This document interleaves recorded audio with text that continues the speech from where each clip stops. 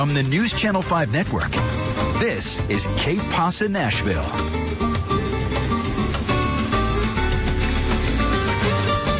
Bienvenidos and welcome to Que Pasa Nashville. My name is Cristina Oakeley and thank you for joining us today. I have a special guest. I have State Representative Jason Powell, District 53 with me today. Thank you so much for taking the time to be here. I appreciate it. Thank you for asking me on, Cristina. Well, you know, you've been around for 10 years. You're in one of the most diverse districts in the state of Tennessee, and you have seen changes in this area. So for our viewers, what is exactly the District 53 boundaries? Sure. So we just went through a redistricting year. Oh, we talked about that too. So it changed a little bit, but traditionally District 53 it's South Nashville. And so I say that basically Nolensville Pike is the backbone of the district. It literally starts at the 100 Oaks area. It goes all the way just a little past Old Hickory Boulevard. It used to go all the way to the county line. They shrunk it because we've had so much growth inside the southern part of the county. District 53 shrunk a little bit, and you know, but primarily it's remained mostly the same. And so I'm very. Do you have Antioch and Lenox Village? I've got parts of Lenox Village. Okay. I've got a little bit of Antioch, and even like small parts of Brentwood. I used to have part of Nolensville. Okay. But yes, that's a lot of that. Cane Ridge. I lost some of that, but it's still most of the same communities. Okay, so when we look at that community, which is, I live and breathe that community, as you, it's the most diverse. And we look at the data of our school system, and we look at the clusters of Glencliff, Overton, Cane Ridge, and even Antioch High School. And we know that those numbers are the most diverse in our student population, which reflects our community. Correct. And then we look at the businesses. So what does that mean for you? Because no one else probably has that as much as you do. I really am. I'm privileged to have one of the most diverse districts in the state. And so what's unique is, as you mentioned, the school system. Let's start there. Well over 100 different languages spoken at some of the metro schools in my district. The businesses, we have so many different nationalities that are represented, and that's exciting to me. So what I try to do is really embrace the diversity of the district. I really think it's just such an amazing place. We've got so many different, unique, wonderful businesses. I'm biased. I like to eat. I say we have the best food in all of Tennessee, if not the United States. I mean, just you can get anything you want up and down Nolensville Pike. So it's great. Now, but you grew up in that area. You're a Nashvilleian. Right. You know, so this is easy for you. It's hard when I take someone who's not used to our diverse community, and there's a little fear, like, what is this? But then once they do it, they love it. I mean, do you get that? That's right, I do. So I try to take my friends. I say, hey, come, let's get away from West Nashville, East Nashville, East Side. Come over to South Nashville. Let's experience it. And they're thrilled. And then, you know, they're bringing their friends. And so people are really excited. But I was born and raised here in Nashville. Family grew up in that area. Spent a lot of time in South Nashville. So it's familiar. But it's changed a lot, even since when I was a kid. And again, I welcome, and I think it's great to have so many new Americans that represent that area. But it can be challenging, especially at the state level. Well, and it's the challenges because other state representatives don't see that type of community in those issues, or is there really just how do you really represent them? Yeah, so I'm very outspoken, and I'm not afraid to speak up and defend and fight for the constituents that I represent. It's a very diverse group. You know, there have been attacks at the state level on immigrants and refugees. Just this past year, there are a couple different bills that really wanted to target the immigrant and refugee community, and I am very outspoken at standing up for those groups. And I've had my colleagues say, Jason, why are you so adamant about, you know, making sure, don't you want to have safe borders, and don't you want to have like sound immigration policies? I say absolutely. We need to have comprehensive immigration policy. We all can agree on that.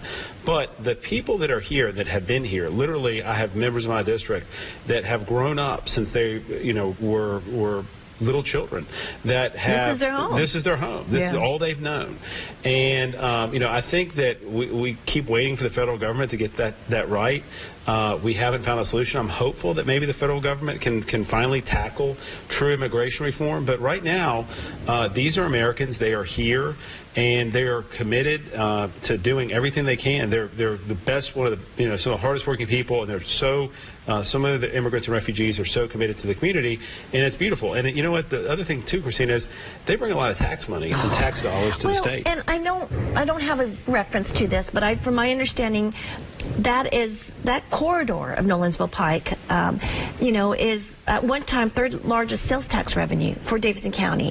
And I kept thinking it has to be with all the car lots, because there's a lot of used car lots. That's right. And that's a $3,000 to $5,000 purchase versus, how many $100 beers can you buy downtown? Right. What's that tax instead of there? So I was trying to think how to quantify that, because that is important to say that they bring a lot of tax revenue. It's a lot of tax revenue, and it's beyond just car dealerships. It's a lot of different diverse businesses that are thriving.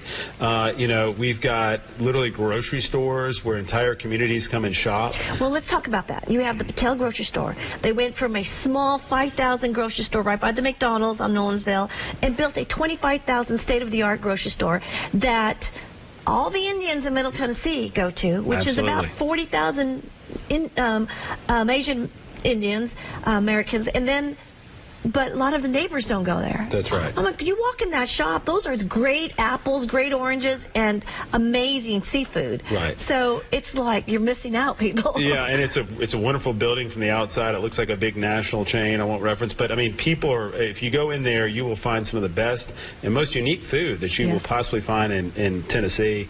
And so that's a perfect example of a success story. And to think how they've grown and all the money that they now generate for that area. And I can point you in example after example. We've got bakeries that have some of the unique items and KF, the World Market. Unreal. I love to take my kids when they were there, and it's like every fresh eel that people come for sushi.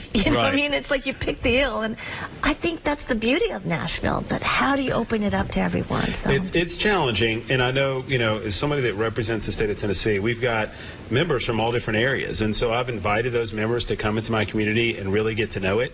I think that's part of it, is to open people's eyes to not just their, rural areas or areas that might be from back home, but say, you really need to come and appreciate this, because this truly is an amazing area. We've got some of the best, just amazing people who do such great work. I just want to emphasize, while the neighbors are also diverse, but a lot of these established neighborhoods are not. They're mostly, let's say, Caucasians. Right. The businesses are very diverse, and a lot of the apartment complexes are where our immigrants live. That's right. But do you see that growth continuing?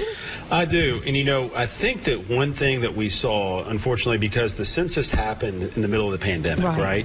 And so I mentioned redistricting, the way that took place. I actually think that a lot of the Immigrant and Refugee Committee were afraid to be counted, or they just did not. I don't think the federal government did a good job of going out and counting those people for various reasons. A lot of them, people in the Immigrant and Refugee Community are fear, and they don't want to be counted. And I understand that. And so I think in actuality, the area is much larger as far as votes and the population that was counted in the census. So, I would argue right out of the gate, I probably have one of the largest districts already in the state of Tennessee, just because we're so undercounted. And so we got to make sure we work on that in the future. But with that, we continue to see a lot of growth. People fall in love with the area. It's still somewhat of an affordable place to live in Nashville, and as we find, some of these neighborhoods are very well established and led by, the neighbors leading the neighbors and making sure that everything's done up to par of what it should be, and that's the beauty of the area as well. So it really is. It's a very welcoming area, and but do you see Madison is also growing in our diverse communities, and pockets of, let's say, Old Hickory is growing. I wonder. We see that based on, let's say, the school data of where our immigrants are moving to. Even Laverne and Smyrna, they're getting a lot of our population growth. Columbia. Right. And I wonder if your colleagues are realizing that, because it is all of a sudden, boom, it's there. It is. And just an example, I represent probably the largest Kurdish population in the United States, and possibly one of the largest in the world outside of Kurdistan. And it started with just a few members of the Kurdish community moving into that area, and now it's one of the largest areas in the United States for Kurds. So. And if you go to the Kurdish market, it's amazing. Jason, we're going to, State Representative Powell, we're going to take a quick break. We're going to come back and continue our conversation with State Representative Jason Powell, District 53. We'll be right back with Que Pasa Nashville.